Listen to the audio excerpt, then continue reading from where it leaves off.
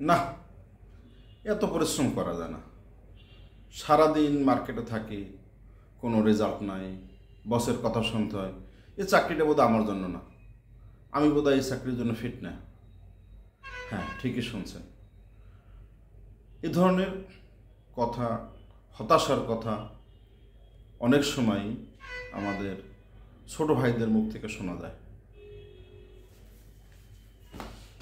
Hello viewers, আসসালামু আলাইকুম। গত কয়েকদিন আগে মার্কেট ভিজিটের সময় একটা অন্য কোম্পানির একজন সেলস অফিসারের সাথে আমার সাথে হঠাৎ করে মার্কেটে দেখা। তার সাথে একত্রে কিছু চা খাইলাম। চা খাওয়ার পরে সে আমার সাথে ঠিক এভাবেই তার হতাশার কথাগুলো বলতেছিল। না স্যার, আর পারতেছি না, এই চাকরিটা বোধহয় আমার জন্য না, আমি চাকরি আর করবো না, অন্য কিছু করবো হয়তো।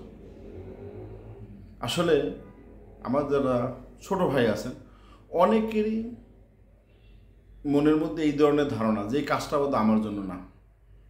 দেখেন, এই কাজটা অবশ্যই আপনার জন্য, আর আপনিই পারবেন এই কাজটাকে করতে। বাংলাদেশের এই সেলস পেশায় অনেক অনেক লোক কাজ করে, অনেকে যদি পারে, আপনি কেন পারবেন না? অবশ্যই আপনি পারবেন। জাস্ট আপনাকে কিছু কথা খেয়াল রাখতে হবে। সেক্ষেত্রে প্রোডাক্ট কল করাটা, আপনি সারাদিন পরিশ্রম করেন, আমি বলবো যে আপনি কাজ করেন না, আপনি পরিশ্রম করেন। কাজ করার পরিশ্রম করা দুইটা জিনিস। আপনি পরিশ্রম করেন কিন্তু স্মার্ট ওয়ার্ক করেন না। আপনাকে এখন যুগের সাথে সাথে আপনাকে শারীরিক দৈহিক পরিশ্রম করতে হবে, আপনাকে ফিল্ডে থাকতে হবে, কিন্তু আপনাকে এর সাথে সাথে যুগের সাথে তাল মিলিয়ে সব কিছু আপডেট থাকতে হবে। এখন ডিজিটাল যুগ। এখন যাইয়ে যদি আপনি দোকানে বলেন, ভাই আমি অমুক কোম্পানি থেকে আসছি, আজকে অর্ডার দিবেন বা আমার কিছু লাগবে, তাহলে দোকানদার আপনাকে অর্ডার দিবে না, আপনার কথা শুনবে না। এটাই হচ্ছে আমাদের সমস্যা।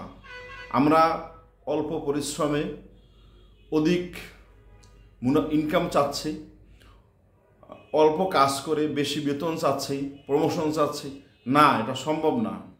বিগত দিনে যারা সেলসের লিডার হয়েছে, যারা বস হয়েছে, তারাও পারে নাই, আপনারাও পারবেন না। আপনাকে স্মার্ট ওয়ার্ক করতে হবে। স্মার্ট ওয়ার্কটা কি?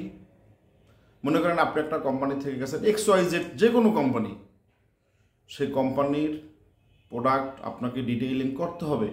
আপনি দেখেন বাংলাদেশে ব্রিটিশ আমেরিকান টোবাকো অথবা ইউনিলিভারের অনেক পণ্যের কিন্তু বিকল্প নাই।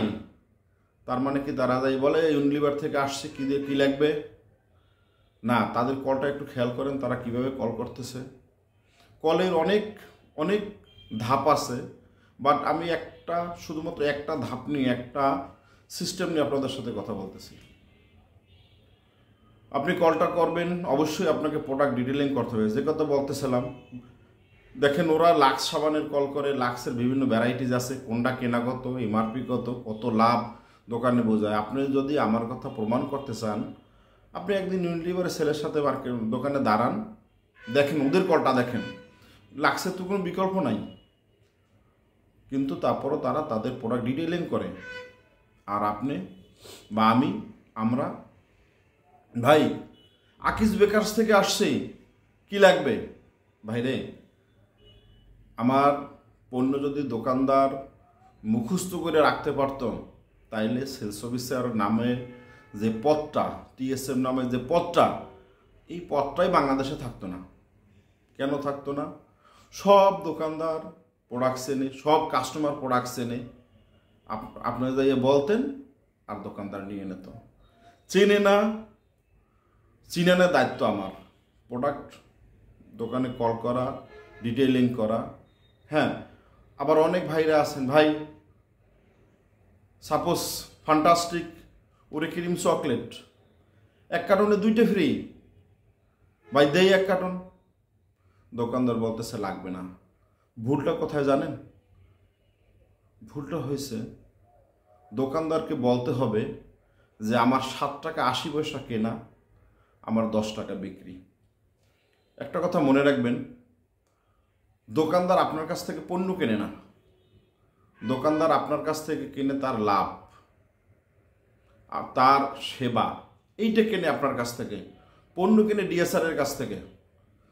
আপনি পণ্য বিক্রি করেন না, আপনি সার্ভিস বিক্রি করতেছেন, দোকানদারের মুনাফা বিক্রি করতেছেন। দোকানদার যদি মনে করে আপনার কোম্পানির প্রোডাক্ট বিক্রি করে তার লাভ হবে, তখনই দোকানদার আপনাকে অর্ডার দেবে। দোকানদার যদি মনে করে যে আপনার প্রোডাক্ট বিক্রি করে লাভ নাই, আপনি যদি দোকানদারকে সেই লাভটা বোঝাইতে না পারেন, যত চাহিদা থাকুক আপনার পণ্য কেউ কিনবে না। আপনাকে ফ্যান্টাস্টিক ওরিকিডম চকলেট এক প্যাকেট দোকানদারের 7 টাকা 80 পয়সা কেনা, 10 টাকা বিক্রি, এটা অবশ্যই আপনাকে দোকানদারকে বলতে হবে, নচেত দোকানদার আপনার পণ্য নেবে না ভাই। এখন সেদিন নাই যে শুধুই আপনার পণ্যর জন্য দোকানদার বসে থাকে। জি না, মার্কেটে অনেক পণ্য আছে, অনেক কোম্পানি আছে, তাদের পণ্য দোকানদার রাখতে পারে, তা দিয়েও তার দোকান চলবে। দেখেন, সেলসের যারা আমরা জব করি, আমরা যদি দোকানে যাই কথা বলতে লজ্জাবোধ করি, তাইলে আমি সেলসের ভালো একজন সেলসম্যান হইতে পারবো না, কোনোদিনও পারবো না। লজ্জার নারী কাইটা বাড়ি রেখে আসতে হবে, কারণ সেলস কলে কোনো লজ্জা নাই। আপনি জব করেন, আপনি চুরি করেন না, বা আপনি অন্যের টাকা মেরেও খাচ্ছেন না, আপনি আপনার জবটা করেন। এখানে আপনাকে প্রোডাক্ট ডিটেলিং করতে হবে। আপনি পাশের এক ভাইয়ের দিকে তাকান, সে অনেক ভালো বিক্রি করতেছে, কোম্পানির কাছ থেকে সে সম্মান পাচ্ছে, তার ইনক্রিমেন্ট হচ্ছে, তার প্রমোশন হচ্ছে, আপনার হচ্ছে না, আপনি হতাশ কেন? আপনার নিজের মধ্যে দুর্বলতা আছে। মাস শেষে, বছর শেষে 10 টাকার বস আমাকে দেখতে পারে না, কোম্পানি আমাকে মূল্যায়ন করে না, বিষয়টা ওটা না। বিষয়টা হইল আপনি আপনার ক্ষতি করতেছেন। আপনি দোকানে যাই জিজ্ঞাসা করতেছেন, ভাই আমি আকিজ বিকাশ থেকে আসছি, কিছু লাগবে? কথা প্রসঙ্গে একটা কথা বলি, আমি একটা কোম্পানিতে একসময় জব করতাম, আরও 5 বছর আগের কথা অ্যাপ্রক্সিমেট। মার্কেটে গেলাম, RM সাহেব আমার সাথে, তা সেলস অফিসারের পরিচিত দোকানদার হাঁস দিয়ে বলতেছে, দোস্ত আজকে কিছু অর্ডার কাটাবি? আমি তো অবাক, কি কয়? RM জিজ্ঞেস করলাম ওই কথা বললো কেন? RM বলতেছে, স্যার দোকানদার অনেক পরিচিত তো, এই জন্য বলছে আজকে কিছু অর্ডার কাটাবে। আমি তাড়াতাড়ি করে সাবধান করি, চলেন দোস্ত আজকে কিছু অর্ডার কাটাবি, এইটা সেলস কল না। আমার প্রোডাক্ট ডিটেলিং ধরে ধরে কথা বলতে হবে, প্রোডাক্ট ডিটেলিং করতে হবে, প্রোডাক্টের ইনগ্রিডিয়েন্টস বলতে হবে, অন্যটার থেকে কেন আমারটা দোকানদার কিনবে সেটা তাকে বোঝাইতে হবে, কাস্টমার কেন আমারটা বেশি কিনবে, আমার প্রোডাক্টটা কিনবে সেটা তাকে বোঝাইতে হবে।